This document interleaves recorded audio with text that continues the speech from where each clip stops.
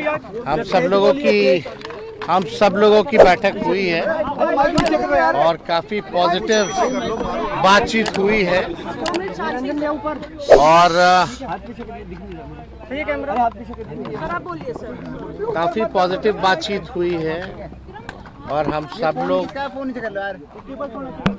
17 तारीख को भी जो है अदर अलायंस पार्टनर के साथ जो लेफ्ट पार्टी है, वीआईपी पार्टी है, कांग्रेस और आरजेडी, पटना में भी हम लोग बैठेंगे और हम लोगों की क्या स्ट्रैटेजी है वो तो मीडिया में हम लोग बताते नहीं हैं, लेकिन हम लोगों की पूरी तैयारी है और हम लोगों का पूरा मजबूती के साथ बिहार को आगे ले जाने का संकल्प है।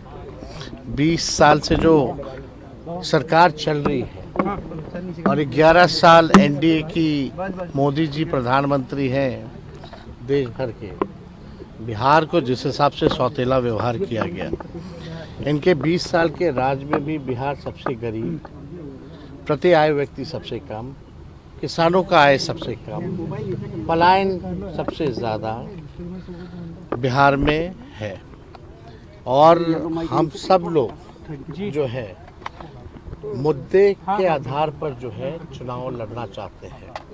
हम लोग विपक्ष में हैं और आप सब लोगों को पता है कि जिस हिसाब से हम सब लोगों का एक कर्तव्य बनता है कि सरकार की खामियों को उजागर हम लोग करें, वो हम लोग जनता के बीच भी जाएंगे और सारी चीजों को रखेंगे।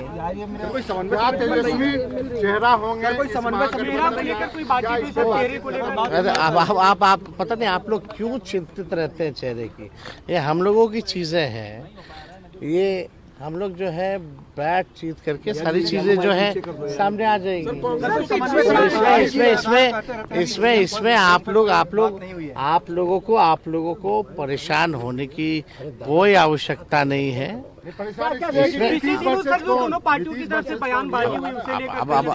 अरे नीतीश जी तो हाईजैक हो रखे हैं, वो अमित शाह जी कितने बार बोलते रहे हैं कि बस उनके नेतृत्व में चुनाव लड़ेंगे, लेकिन चुनाव के बाद ये नहीं बोला कि मुख्यमंत्री बनाएंगे कि नहीं बनाएंगे। पहली बार हम देखिए, जनता मालिक है, जनता पे आप छोड़िए, लेकिन ये तय है कि एनडीए की सरकार बिहार में बनने नहीं जा रही है।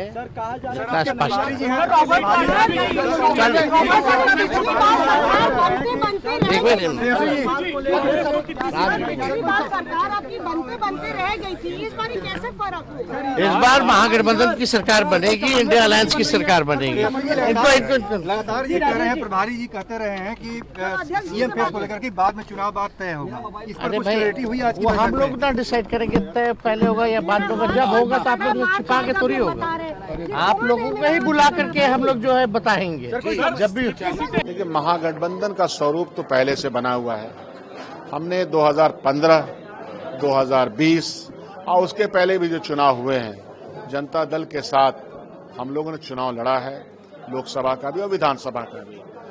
तो जब हमारा गठबंधन पहले से मौजूद है, अब उसके ऑप्टिक्स पे कभी कभार बातचीत होती रहती है और ये बातचीत हमेशा होती रही है। विधानसभा जब चलती है तो उसके पहले भी पार्टियां अपनी मीटिंग करती हैं, फिर बाद में नेता प्रतिपक्ष के साथ भी बैठक होती रहती है। तो बैठक का सिलसिला और ज्यादा बढ़े और ज्यादा कोऑर्डिनेशन हो और ज्यादा जिले में हम लोग जाएं, तो ये तो बातचीत चलेगी। जब अलायंस पार्टनर्स हैं तो चीजें बढ़ेंगी, वही सिलसिला चालू है। भारत जी ने भी एनडीए छोड़ दिया है, क्या 17 की बैठक में उनको भी बुलाया जाएगा? 17 की बैठक में तेजस्वी जी का कॉल है और हम लोगों ने तो हर उस आदमी का स्वागत किया है जो गोडसेवादियों को छोड़ता है, गांधीवादी के ताकत के साथ जुड़ता है। तेजस्वी जी ने कहा कि नीतीश जी हाईजैक हो चुके हैं, चुनाव के बाद इसकी गारंटी बीजेपी देगी कि क्या वही? भारतीय जनता पार्टी का ये प्रयास रहता है कि वो अपने पार्टनर्स को इल ट्रीट करे। Ill treatment Bharatiya Janata party के विचार में शामिल है। उसकी विचारधारा अपने साथियों को कमजोर करने की शुरू से रही है। तो ये इल ट्रीटमेंट माननीय मुख्यमंत्री जी के साथ भारतीय जनता पार्टी और उसके मिनिस्टर हर रोज कर रहे हैं, मानसिक दबाव डालते हैं। आप लोग को भी लगता है कि नीतीश जी को रिप्लेस कर दिया जाएगा महाराष्ट्र? मानसिक दबाव डालते हैं भारतीय जनता पार्टी अपने पार्टनर्स के साथ जो ट्रीटमेंट करना चाहिए, जो इज्जत देनी चाहिए, वो देती नहीं है, क्योंकि भाजपा इसी नेचर की है। देखिए, सबसे पहली बात तो ये कांग्रेस इस बार बना चुकी है कि वो राजद का धौंस बर्दाश्त नहीं करेगी। फिर भी अगर ये मिलकर भी लड़ते हैं तो 1.5 दर्जन सीटें, इससे ज्यादा जीत पाने का कोई मौका बिहार में उनके पास नहीं है। 225 सीटों के साथ बिहार में नीतीश कुमार जी के नेतृत्व में अगली एनडीए की सरकार बनना तय है और जनता का आशीर्वाद हम लोगों के साथ है। तेजस्वी कह रहे हैं कि नीतीश कुमार को हाईजैक कर लिया है बीजेपी ने। तेजस्वी यादव क्या कहेंगे, इससे तो हमारा मतलब नहीं है। हमारा मतलब जनता से है और जनता का यकीन नीतीश कुमार जी के साथ था, है और आगे भी रहेगा। इसलिए कि एक ऐसे विजनरी लीडर के तौर पर नीतीश कुमार जी को जनता मानती है, जिन्होंने बिहार का कायाकल्प किया, जो फर्श से अर्श की दूरी है, शून्य से शिखर का सफर बिहार ने अगर तय किया, तो ये नीतीश कुमार जी का करिश्माई नेतृत्व और जो उनकी दूरदर्शिता थी, उसी से ये संभव हो पाया है। पटना में 17 को इंडिया अलायंस की बैठक भी होगी। उन्होंने कहा कि 20 साल से किस तरीके से एनडीए की सरकार है, उन्होंने कुछ नहीं किया है। खासतौर पर नीतीश कुमार के काम पर भी सवाल है। ये लोग नाम इंडिया अलायंस का क्यों लेते हैं?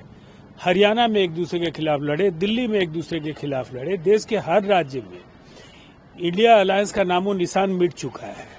अब ये पाखंड किस बात का? बिहार में भी महागठबंधन टूट के कगार पर है, इसीलिए इस अलायंस को गंभीरता से जनता नहीं ले रही है। सीएम चेहरे को लेकर सवाल आज उन्होंने कहा कि बीजेपी कंफर्म करे कि चुनाव के बाद क्या नीतीश जी ही रहेंगे, क्योंकि नेतृत्व में लड़ने की बात कर रहे हैं, लेकिन चुनाव के बाद कहीं बदल ना जाए। पता नहीं वो कहां से क्या चीजें ढूंढ करके लाते हैं। जनता दल यूनाइटेड, भारतीय जनता पार्टी और तीनों दल बिहार के चप्पे चप्पे में जा रहे हैं और जनता से 2025 फिर से नीतीश, इस नारे के उद्घोष के साथ वो लगातार जनता के बीच काम कर रहा है। केंद्रीय गृह मंत्री अमित शाह जी का ताजा बयान भी पब्लिक डोमेन में है, जिसमें उन्होंने स्पष्ट शब्दों में कहा कि बिहार के मुख्यमंत्री नीतीश कुमार जी हैं और आगे भी रहेंगे। तो फिर किसी संशय का कोई सवाल नहीं है। देखिए, कांग्रेस और राजद का जो गठबंधन है, ये बेमेल गठबंधन है। दोनों एक दूसरे के कद को छोटा करने का एजेंडा बना करके रखें। राजद कभी भी नहीं चाहेगा कि कांग्रेस बिहार में फिर से पैर पसारने का काम करे, और कांग्रेस चाहती है कि मैं राजद से बड़ा भाई बनके बिहार में रहूं। ये आंख मिचौनी का खेल है दोनों का, और दोनों ठीक तराजू में बेंग के तरह हैं। एक उछलेगा उधर तो एक आएगा इधर, तो इसीलिए दोनों का बेमेल गठबंधन है। दोनों एक दूसरे के कद को छोटा करने में अपना अंदर का एजेंडा रखते। तेजस्वी यादव कुछ भी दावा कर लें, खुद कांग्रेस पार्टी तेजस्वी यादव के नेतृत्व को स्वीकार करने को तैयार नहीं है और कह रहे हैं कि महागठबंधन की सरकार बनेगी। इस बार महागठबंधन को इतनी कम सीट आने वाली है, राजद खुद इतनी कम सीट जीतने वाली है कि उसको विपक्ष के नेता का दर्जा भी मिलने वाला नहीं है। और जहां तक हमारे एनडीए का सवाल है, एनडीए में नीतीश कुमार जी के नेतृत्व में लड़ेंगे और उनके नेतृत्व में सरकार बनाएंगे, इसमें कोई शक की गुंजाइश नहीं है। एनडीए की वेव बह रही है पूरी तरह से। बिहार में इस बार 200 के पार हम सीट जीतेंगे और बिहार में एनडीए की सरकार बनाएंगे।